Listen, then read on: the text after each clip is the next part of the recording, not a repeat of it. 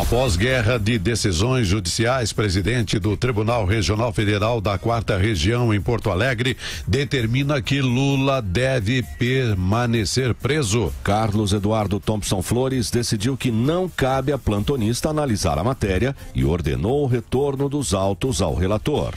Na manhã deste domingo, o desembargador Rogério Favretto, do TRF4, acatou pedido da defesa e mandou soltar o ex-presidente. Mas o juiz Sérgio Moro, mesmo em férias, interferiu, afirmando que ele não tinha autoridade para sobrepor-se às decisões da 8ª turma da Corte e do STF. Em novo despacho, Favretto reiterou à Polícia Federal a libertação de Lula, sob pena de responsabilização por descumprimento de ordem judicial. O Ministério Público Federal entrou em cena e pediu ao relator da Lava Jato na segunda instância a reconsideração sobre o pedido de liberdade. E o desembargador João Pedro Gebran Neto determinou à PF que a decisão do plantonista não fosse cumprida e Lula continuasse preso. Mas Rogério Favretto, pela terceira vez, insistiu no cumprimento de seu despacho, que acabou derrubado pelo desembargador Thompson Flores. E assim que essa notícia saiu, a Jovem Pan interrompeu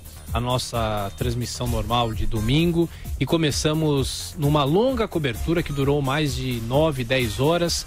E a gente agradece, professor Vila, aos nossos ouvintes internautas que ontem mais uma vez estiveram conosco. Bom dia, professor. Bom dia a todos. Bem, ontem foi mais um dia histórico, tristemente histórico, porque houve uma tentativa de golpe feita por um desembargador que chegou ao TRF da 4ª Região pelo 5º Constitucional. Eu não gosto do 5º Constitucional, já disse isso 300 vezes, posso depois, durante o jornal, comentar quais as razões que o 5º é um absurdo. Esse senhor é petista, militou durante 19 anos no PT como filiado ao partido, amigo do José Dirceu e de Tarso Genro, dois criminosos. José Dirceu, condenado a 30 anos de prisão, está solto. Ele foi colocado no TRF pela Dilma e eles esperaram, os 3 advogados que entraram com a petição, esperaram ele ser o plantonista, porque a lista de plantonistas sai antes. Então esperaram o momento que ele assumiu o plantão para entrar com a solicitação. A decisão do juiz, o primeiro despacho, foi de 30 páginas. Ninguém dá um despacho na hora de 30 páginas. Já eles estavam combinados, os advogados e o desembargador criminoso. Ao fazer isso, eles enviaram a ordem logo cedo, em torno de 8h30, aproximadamente 9 horas, para Curitiba. Aí teve toda aquela história, como é que foi, fazendo uma breve cronologia. Ao chegar na Polícia Federal, a determinação há um protocolo para libertar o custodiado. No caso, o criminoso Lula tal. Tem de passar por exame de corpo de delito, ver se ele não tem outros crimes, etc, etc. Há todo um protocolo que tem de ser estabelecido. O que ocorreu? A decisão do desembargador era tão absurda que dizia que não era nem necessário, olha o absurdo, o exame de corpo de delito, só no sentido de soltar o Lula. E dizia, num outro despacho, o absurdo de que qualquer funcionário da Polícia Federal, não precisava ser um delegado, podia libertá-lo a qualquer momento. O que aconteceu? Criou-se um impasse naquele momento. O Sérgio Moro foi comunicado e, estando em férias, não importa, juiz. E hoje tem uma belíssima entrevista na Folha de São Paulo do ex-ministro do STF, Carlos Veloso, belíssima. Verdade. E ele trata disso com muita propriedade. O que aconteceu? O juiz é juiz 24 horas. Sérgio Moro disse, não, era absolutamente ilegal a decisão do desembargador, porque não havia fato novo no processo. O desembargador voltou para o desembargador e falou, não, tem de soltar imediatamente. Aí criou-se um impasse. Entrou o juiz natural do caso, o relator, Gebran Neto, que falou, não há nenhum fato novo, portanto, não é questão de libertar. Como que você vai dar um habeas corpus de alguém que já foi condenado em segunda instância sobre nenhum fato novo, pelo mesmo tribunal? Como diz muito bem o ministro Carlos Veloso hoje na Folha de São Paulo. Em suma, criou-se um impasse complexo. Terceiro despacho do mesmo desembargador, ele é petista e está desembargador, é um criminoso. A gente tem de dizer quem é criminoso e não ter medo. Nós estamos nessa draga porque o Brasil teve medo do PT, quando não teve, o PT caiu, né? Ele fez um novo despacho e deu hora para libertar o criminoso, Luiz Inácio Lula da Silva. Aí criou-se um impasse, a ministra Carmen Lúcia toma nota anódina, era melhor ter ficado caladinha, porque não diz nada a nota. Aí sim, o presidente do TRF4, ministro desembargador Thompson Flores, entrou em campo e decidiu corretamente que os autos do processo tinham de ficar com o juiz natural, quem é o desembargador Gebran Neto, e o Lula continuar na prisão. Em suma, a tentativa de golpe fracassou. E poderia ter ocorrido o quê? Para concluir, alguns fatos. Por exemplo, eles estavam articulados ou de levá-lo a São Bernardo do Campo e fazer aquele ato, aquela coisa ridícula que fizeram nos dias 5, 6, 7 de abril, e nós acompanhamos aqui na PAN, e vocês nos ouviram e nos assistiram, né? Aí com a participação de lideranças internacionais que já deviam estar pré-avisadas, como Mújica, ex-presidente do Uruguai, entre outros, né?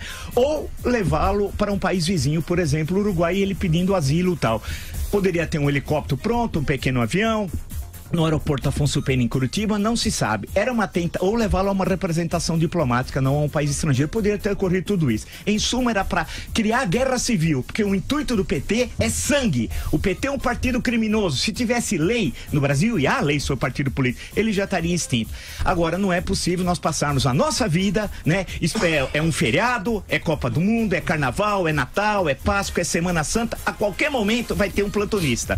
E aí, nós tomarmos uma facada nas costas por um criminoso que é esse desembargador. Ele não é juiz, ele está juiz, ele é petista, 19 anos, não tem competência, veio lá do interior do Rio Grande do Sul, mas não tem nenhum problema, tem muita gente competente do interior do Rio Grande do Sul, e tentou fazer um crime contra a nacionalidade. Foi um golpe que nós não podemos aceitar. Por isso que eu insisto, uma nova Constituição é indispensável, uma nova estrutura de poderes, um novo ordenamento legal. Com isso que está aí, nós vamos eternamente tomar facadas do PT.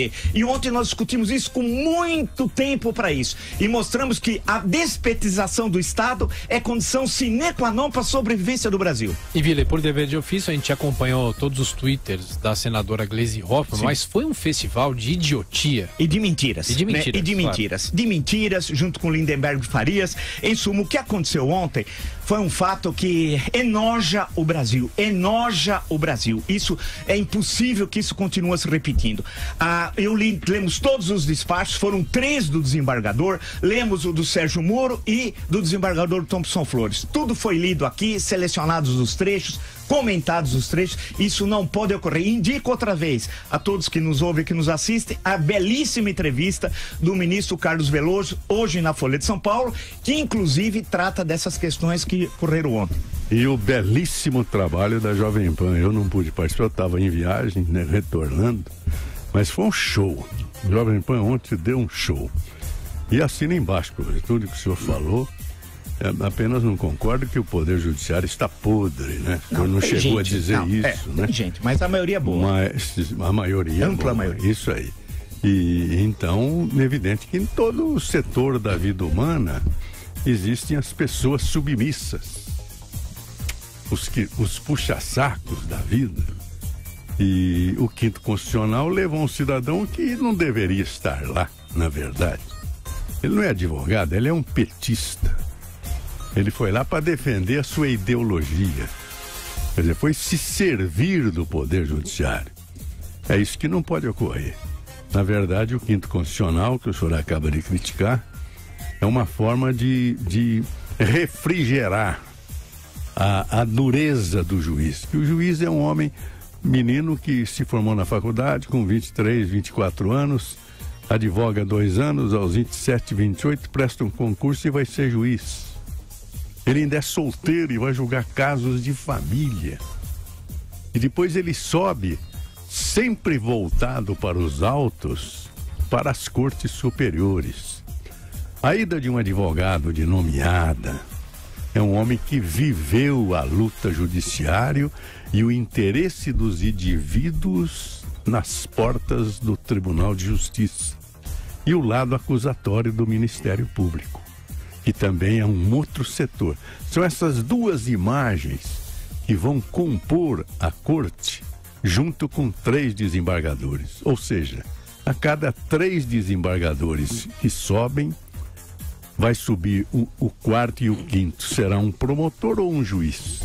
Mas sempre no intuito de criar uma harmonia na corte e maior competência nos julgamentos.